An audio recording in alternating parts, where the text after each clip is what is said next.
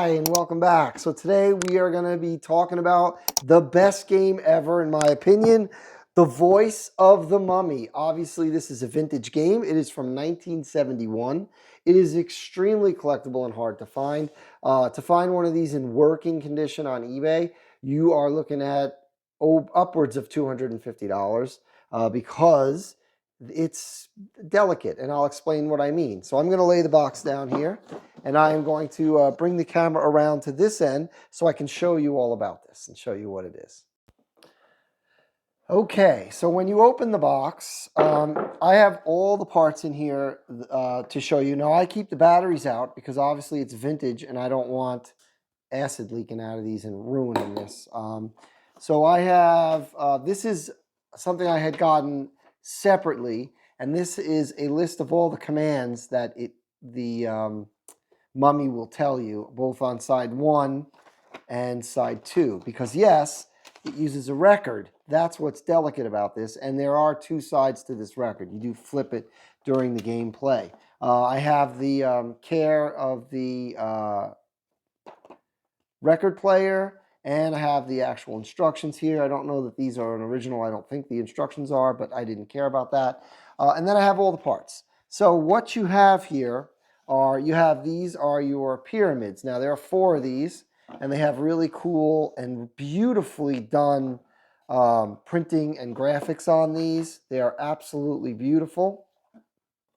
And what these are for, you assemble these like so. You push the tabs in and do this, and all of them make little things like this where each player, it's 4-player game, you collect your what they call precious stones. I'm going to show you that in a minute, but I'm going to take this apart so I don't need it together right now. Okay, so now then I have all the parts. This is all the parts for the game apart from the board itself and the record player, which is right here. So I'm going to take that out. The sarcophagus is the record player. I actually have a spare, you can't see it, but that little tiny dot in there is a spare needle.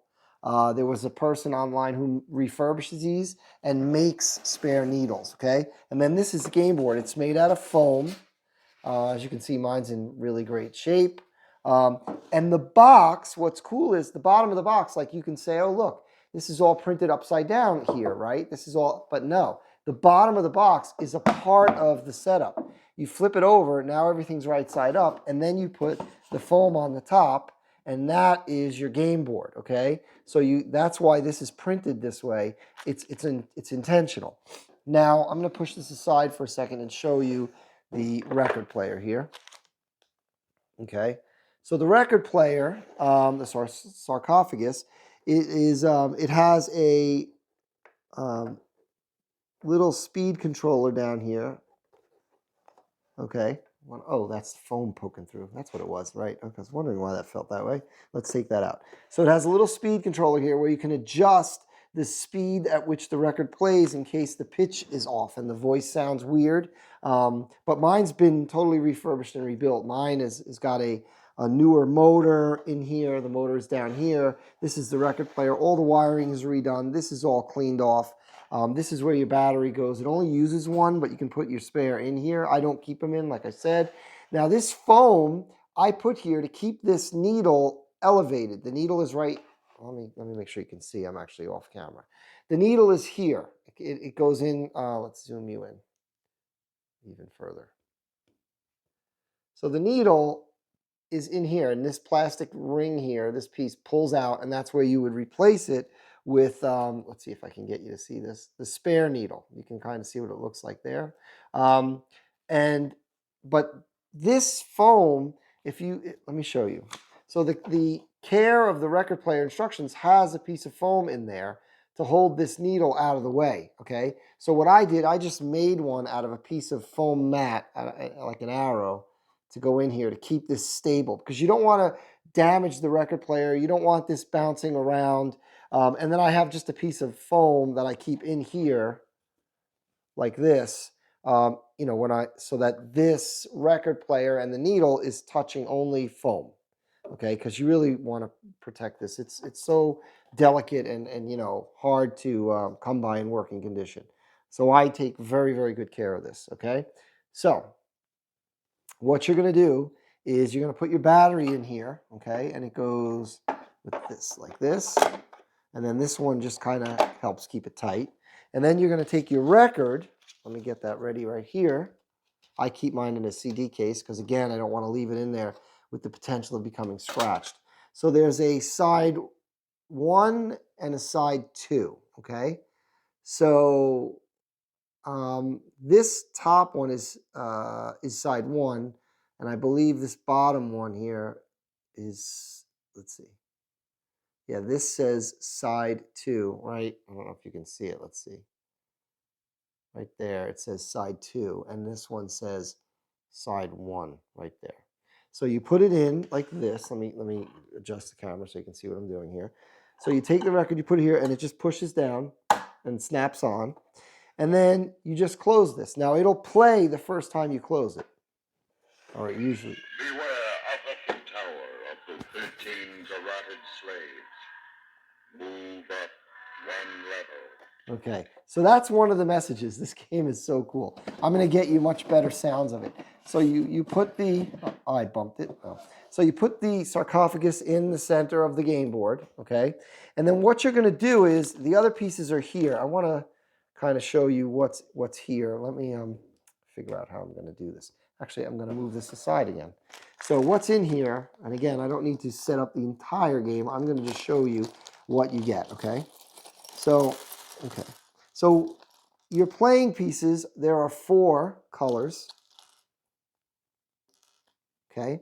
And there are 2 female, let's see, 2 female explorers or Egyptologists and 2 males. And then each one has a color-coded plastic bottom that you just put in, and they're only printed on one side, and that's your token. That's how you play the game, right? You use these and you move them around the board.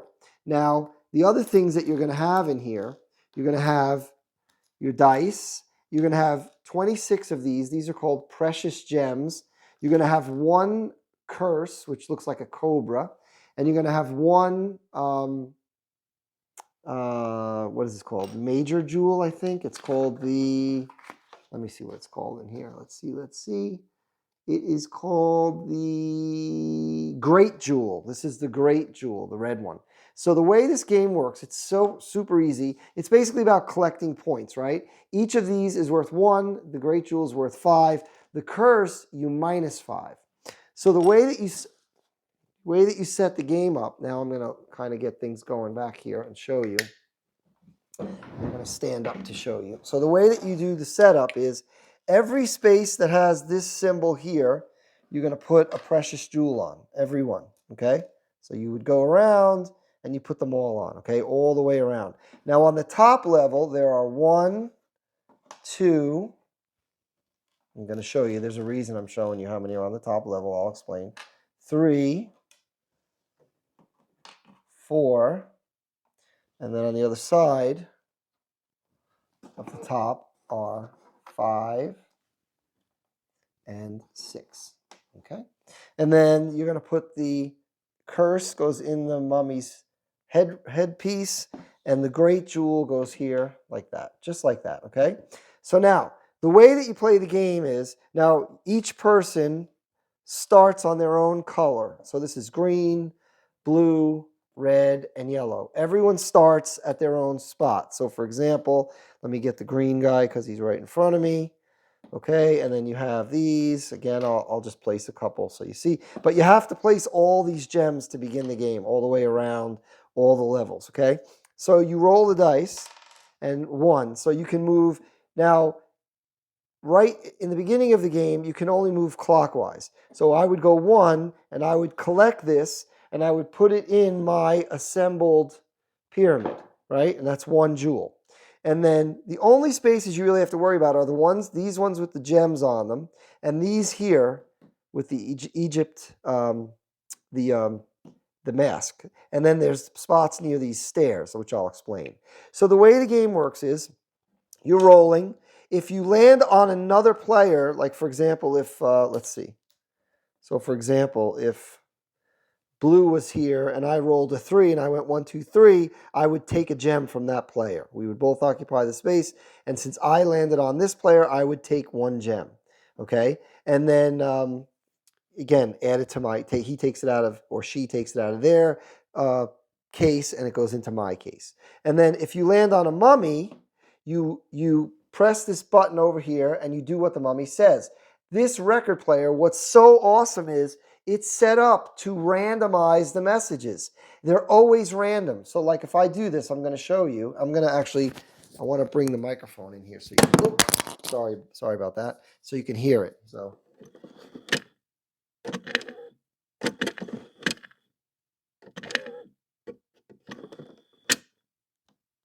on a second. Why is it not playing?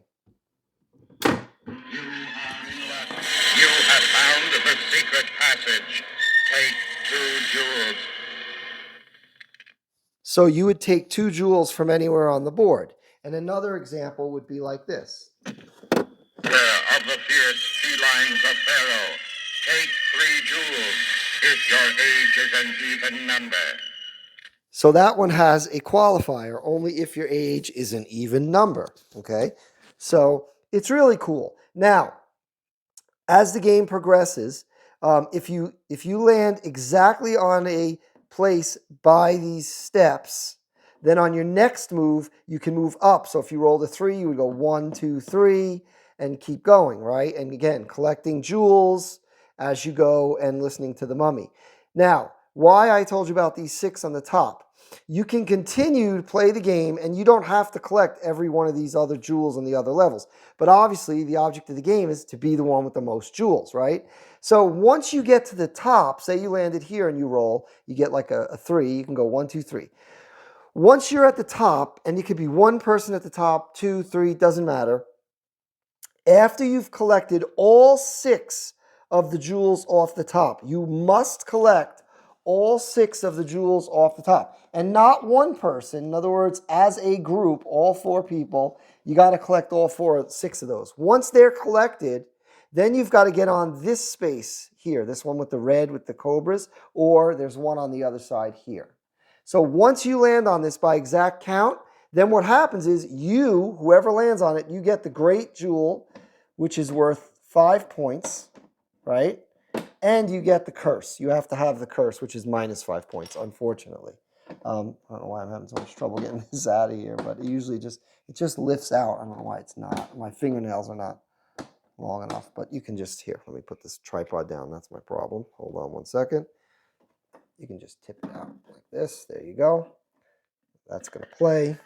Okay? You are being attacked by the fierce Tuareg. Run, take a jewel, or change a level. Okay, so now I've gotten this. Now, the way this works, I have the curse, which is minus 5, and the great gem, which is 5, added to my other gems. So now the idea is, at this point, now that this has been done, what you then do is, you flip the record over for part 2 of the game. So you come in here and you flip the record to side 2, and then you put it back down. Obviously, Grind on. If you are right-handed only, give the spell to any opponent or change a level. so you see that one said if you're right-handed, you can give the spell away. And there's a reason for that. So let me continue. Once you've done this and you're in part 2, the object is that whoever gets back to their color-coded spot can exit the temple. Once anyone does that, and in part 2 of the game ends, and whoever has the most points wins the game. However, if you have the curse, you may not exit the temple and end the game. So if you have the most points, or you think you do, because remember, they're all hidden in those little cardboard temples you're building, you would want to go, but you've got to get rid of this. Now, there are several ways to get rid of this. One is, if I am blue and I have the curse, if I land on this person by exact count, they get the curse. I give them the curse, okay? And then once they have it, I can then try and go end the game.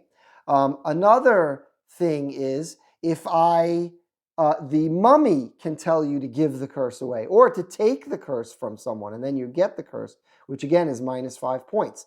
Now, just because I was up here, and just because I landed here and I got the curse and I got, the great gem, someone else can end the game. They can go to their spot and end the game, and then I'm stuck adding +5, -5, so that's a wash. Add up all the green gems, and then see who wins. So it doesn't have to be the person who does this that ends the game. Anyone can end the game if you think you've got the most points. This game is so much fun. It's simple. Anyone can learn how to do it. It's a lot of fun. The technology of the mummy speaking is so cool. I'm going to give you another listen of one of the messages here. You are completely surrounded by evil. Take another turn or change a level.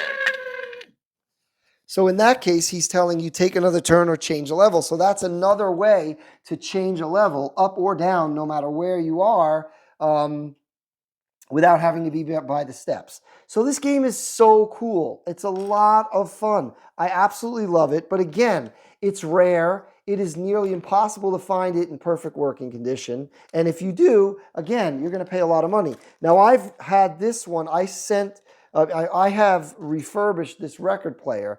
There are other people who do it professionally. I do not. And you can mail it to them, pay them a fee, and they will refurbish this for you. They will replace the motor. They'll make sure your needle is good. There's a lot of things you can do. You do need to have a good record, right? You've got to have a set that's got a good record, and you need that needle. There's also a person online who makes those needles, okay? That they must take phonograph needles, cut them, and then insert them into here. And I don't know exactly how they do it, but they make them. They make the needles for this. So it is doable. I'm going to see if I can locate somewhere all of the, I'm going to see if I can locate links to the people that do these various different things, and maybe I'll put them in the description. No promises, because I don't know that I will be able to find them, okay? Now, one other thing I wanted to say about this game, there are 2 iterations of this that have come out, okay? There are 2 iterations.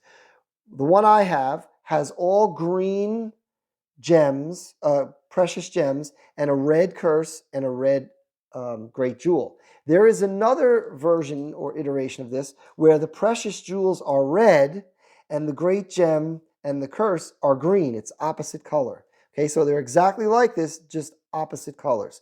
Clearly, that's not the one I have. And on mine, everything goes together. You can see that the pieces are green for the green gems. The cover of the box shows the version I have with the green gems and the red great gem. It's not really red, it's faded, but you can see it. Green gems on the board. So the one I have, that's how it's all one, unit. So it's just so much fun. This game is a lot of fun for anyone to play. I mean, it's simply rolling the dice, following the instructions of the mummy, collecting gems. It is super, super easy. Any age can play it. The box says ages 7 to 14, but I mean, it's a wonderful, wonderful game. Another thing that I have found out is that if you can't get a working sarcophagus, now you can buy these very, very commonly, okay? You can buy them in pieces or non-functioning or missing some pieces, and you can put it together. That is doable, right? But the thing is, the sarcophagus, the record player, if it doesn't work, obviously you need that to play the game. However, there is or was an app on the iPhone App Store. It is not available for Android. Now, I don't have an iPhone. I only have Android. So I can't test this. I don't know if it's still there. I believe it is. But there's an app that will play the exact messages. Someone got high quality recordings of the messages, and you can just use it randomizes them, and then there's an area where you can go in the game and say start part 2 of the game, and then you can, it'll randomize the second grouping of messages because they are different and they're geared for what part of the game. So for example, in part 1, there are no messages that are going to tell you about the curse, giving it, taking it, anything like that, because the curse is not in play in part 1 of the game. In part 2, you do have those sort of messages. So there's a lot of different, it matters. It's so well made. The acting on the voice, I think, is phenomenal, as you heard in the few examples I played. It's such an awesome game. Again, I cannot state enough how they actually incorporated the box into it to be part of the stand. It's just really, really awesome. I love this game. So as I said, this game's fantastic. It's so easy to play and so easy to learn and so much fun. It is an awesome game. It's by Milton Bradley. Hopefully you can see this in the camera. I think you can. It's by Milton Bradley. It was made in 1971. It's just really cool. I mean, if you have any opportunity to get this game, I recommend you get this game if you can. Check eBay. It's on there all the time. You can always get one, whether or not how well it works. You got to be careful. But again, you can use an app. Like I said, if it's still there, check the Apple iPhone, App Store. It's called Voice of the Mummy, I believe, and see if you can find it. And if you can't, this is not that complicated of a thing. I mean, if you're good with, like, these are just brass contacts, you can clean these in here. There's a belt that makes the record player spin. You can see the contacts underneath the mummy case here, how that works, the wiring. It's not, this is I can't remember what it's called, that it controls the speed, a potentiometer. This is a potentiometer in here that controls the speed. And then you have your motor in here, which has the belt. You can just see the little belt there that runs it.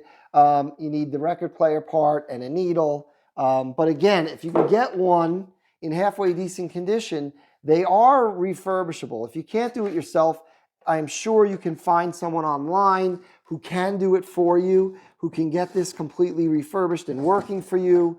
And then you've got an awesome game, all right? There are other games that use this sort of record player technology. The only other one I know of, there are two. This one, and there's a game called Seance. I do not have that yet. And in that one, it's a seance table. So it's just plain and flat on the top, and you do the recording. Same thing, it plays a record. But this game is so much fun. I love the theme too. The mummy, the Egyptology, all the graphics. It is absolutely a stunning game. The artwork is incredible. It is beautiful. So again, if you can get it, I highly recommend it. Thanks everyone who has subscribed to my channel. If you haven't yet, please click that subscribe button. Click the thumbs up to like it. Share it. If you know anyone else who loves board games and might want to hear about this game and maybe they never have, share my video with them. Share it on your social media. Feel free. If you haven't subscribed, click the subscribe. Comment. I answer all comments. Let me know what you think of this game. Do you think it's cool? Would you like it? Would you play it? So let me know. Drop a comment. And thanks again, and we'll see you next time.